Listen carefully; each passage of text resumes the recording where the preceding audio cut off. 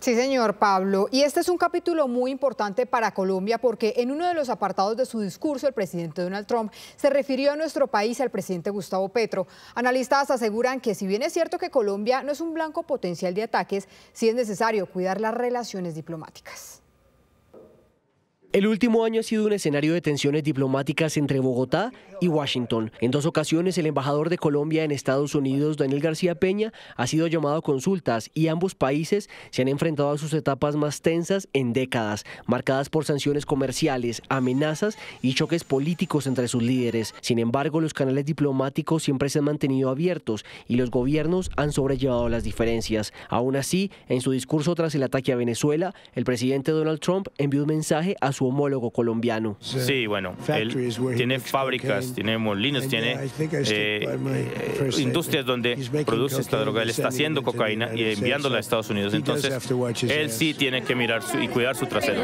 Analistas ven este mensaje como una manera de presionar a los gobiernos de Latinoamérica frente a las políticas estadounidenses. Que el gobierno de Estados Unidos va a intentar utilizar toda la fortaleza militar que demostró en la intervención en Venezuela para disuadir al resto de gobiernos de la región, incluido el gobierno colombiano, y buscar que se ajusten más al pie de la letra a las solicitudes y a las demandas de Estados Unidos. Es una advertencia que hay que tomarse en serio, no solamente en el sentido que está claro que la administración Trump está ejerciendo una política de expansión de influencia hemisférica sobre todo el hemisferio americano, sino adicionalmente porque cada vez más está generando mayor apoyo global para este tipo de medidas. Y aunque expertos señalan que Colombia está lejos de ser blanco de un ataque de tal magnitud, sí resaltan la necesidad de combatir el narcotráfico y los grupos armados, principal justificación de la administración Trump para desencadenar esas acciones militares. Por el momento, como yo veo las cosas, no veo el espacio ni político, ni jurídico, ni geopolítico para una acción en contra de Colombia, en contra del presidente Petro. En realidad no lo veo. El vacío de poder que crea la remoción de Nicolás Maduro va a requerir un restablecimiento de canales de comunicación entre el gobierno colombiano y el venezolano para controlar la presencia militar en la zona de frontera y para tratar por lo menos de contener lo que seguramente va a ser un envalentonamiento de los grupos armados ilegales. En medio de las tensiones entre Venezuela y Estados Unidos, analistas señalan que Colombia debe buscar la defensa de la zona fronteriza. El petróleo venezolano fue el centro del discurso de Donald Trump, mucho más que el restablecimiento de la democracia. El mandatario dejó claro que las petroleras estadounidenses regresarán a ese país y que están dispuestos a recuperar lo que el chavismo les quitó.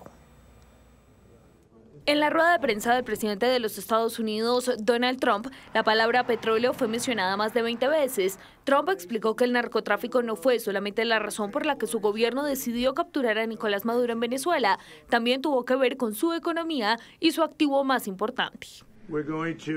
Haremos que nuestras gigantescas compañías petroleras estadounidenses, las más grandes del mundo, entren, gasten miles de millones de dólares, arreglen la infraestructura petrolera que está muy deteriorada y empiecen a generar ingresos para el país.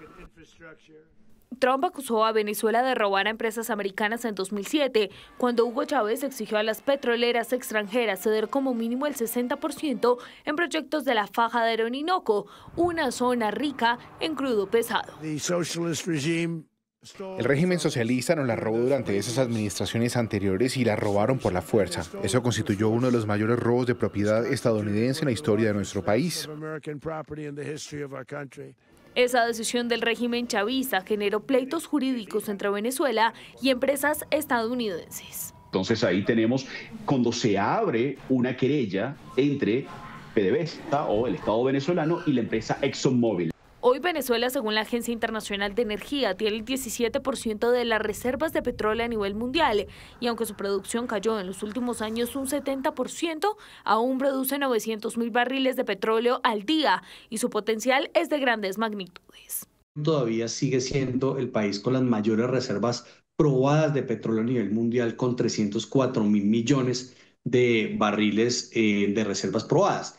Entre 1950 y 1980, Venezuela tuvo su época dorada gracias al petróleo, con más del 70% de sus ingresos derivados de la renta petrolera. PDVSA, la empresa estatal, llegó a ser la más importante a nivel mundial, produciendo cerca de 4 millones de barriles diarios, 5 veces más que países como Colombia o Argentina. Para este momento Venezuela debería estar produciendo entre 6 y 7 millones de barriles diarios. No obstante, como no se hicieron las inversiones, como incluso se persiguió al capital humano que no quería la politización de la empresa, durante la última década lo que hemos visto es un retroceso de Venezuela como país petrolero. La infraestructura para la extracción y refinación de petróleo en Venezuela llevó más de 20 años sin ser actualizada, por lo que según expertos las inversiones que se hagan en este campo tardarán varios años en entregar resultados.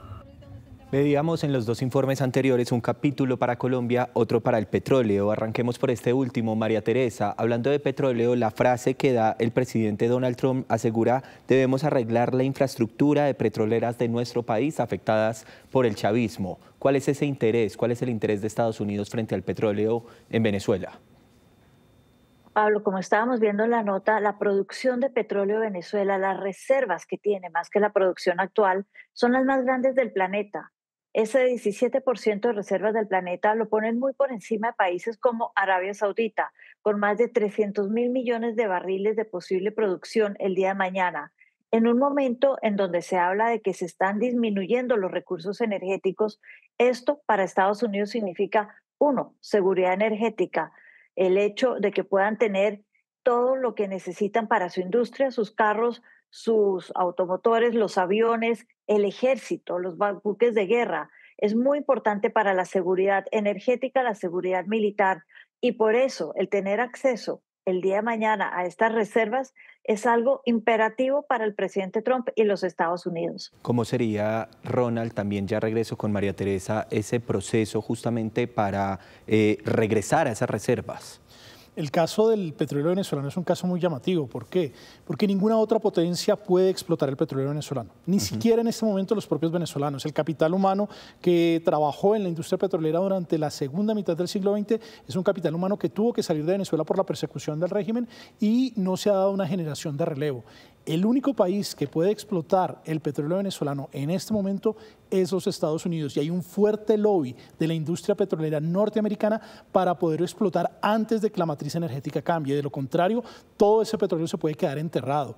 Y esa es una dinámica que hace muy difícil porque los norteamericanos tienen que hacer una inversión fuerte para poder explotar ese petróleo que, como siempre he dicho, es de los venezolanos, pero que es fundamental para la recuperación y la reconstrucción de Venezuela. Venezuela es un país que, recordemos, permanece en emergencia humanitaria compleja.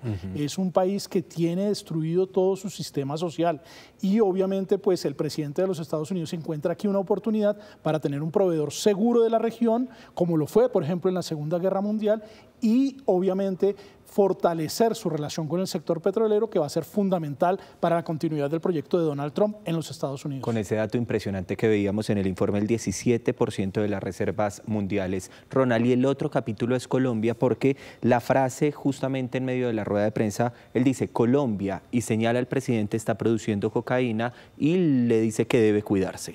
Yo creo que no se puede equiparar la situación colombiana con la situación venezolana. Colombia, independientemente de la mala gestión o buena gestión que pueda tener el presidente de la República, de su discurso, incluso de su alineamiento con ciertas dinámicas de la revolución bolivariana, Colombia es una democracia con alternancia política que inicia un proceso electoral.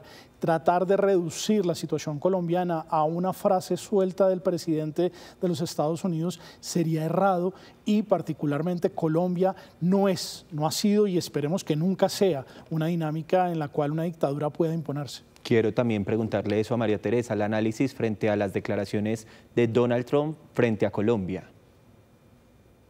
Pablo, concuerdo con lo que dice Ronald. En el caso de Colombia tenemos un presidente que fue legítimamente elegido.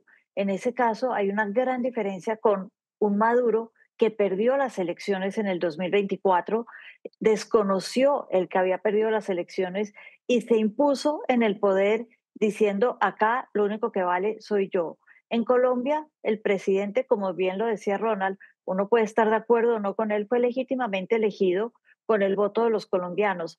En ese sentido, hay una diferencia al ser una democracia con transición al no serlo.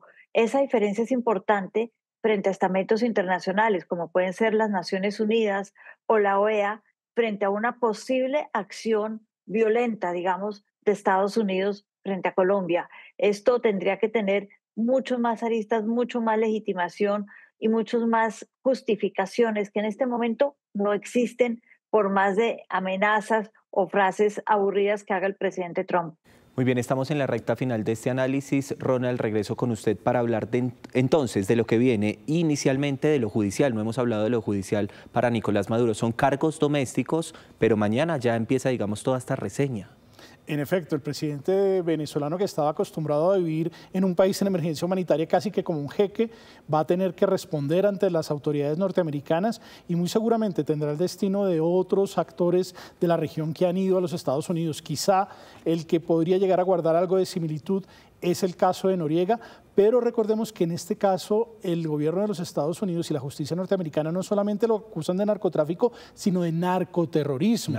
Y ha sido parte de la excusa para llevar a cabo la acción, lo cual puede llegar a tener implicaciones muchísimo más complejas a la hora de acceder a la justicia norteamericana. ¿Maduro podría terminar siendo testigo contra otros grandes líderes narcoterroristas? Sin lugar a duda. Donde la dinámica de los Estados Unidos consiste muchas veces en lograr esas dinámicas de acuerdos y de delaciones, e incluso la pregunta es si Nicolás Maduro, que era la cabeza de la dictadura, tiene todo el mapa y el plano de lo que fue la vinculación del régimen con actores criminales, porque lo sabemos, vinculaciones con guerrillas colombianas, vinculaciones con carteles mexicanos, vinculaciones con grupos terroristas extracontinentales, toda esa dinámica, si Nicolás Maduro entrega eso, puede llegar a buscar algún tipo de acuerdo con la justicia de los Estados Unidos. María Teresa, frente a lo que viene, pregunta final en materia judicial para Nicolás Maduro. Efectivamente, el hecho de que esté acusado de narcoterrorismo, acá lo grave para Estados Unidos es terrorismo. El narcotráfico, hay que decirlo, dentro del sistema jurídico de los Estados Unidos, implica algo que se llama traición, un delito de traición en contra de los derechos de Estados Unidos. Alguien que busca hacerle el mal de manera deliberada a lo que es la nación, los Estados Unidos como un todo.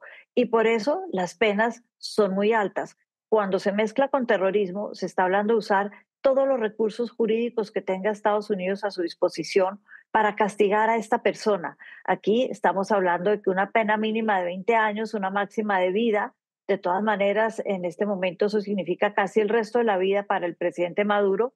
Estamos hablando de que se le van a ir con todas las herramientas, con todos los fierros, podría decir uno, con todo lo que tiene el derecho en Estados Unidos en contra de alguien que acusan además de ser el responsable de la muerte de quienes mueren por sobredosis o por el uso de cocaína en Estados Unidos y que causó esas muertes de manera deliberada. Los ojos del mundo puestos en esta Corte Federal allí en Nueva York, en Estados Unidos. María Teresa, gracias por estos minutos. Muchas gracias, Pablo, Ronald. A Ronald, claro que sí, también a Ronald, que es investigador del Observatorio de la Universidad del Rosario de Venezuela. Gracias también por habernos acompañado en la misión del mediodía. Pablo, gracias por la invitación y a Teresa.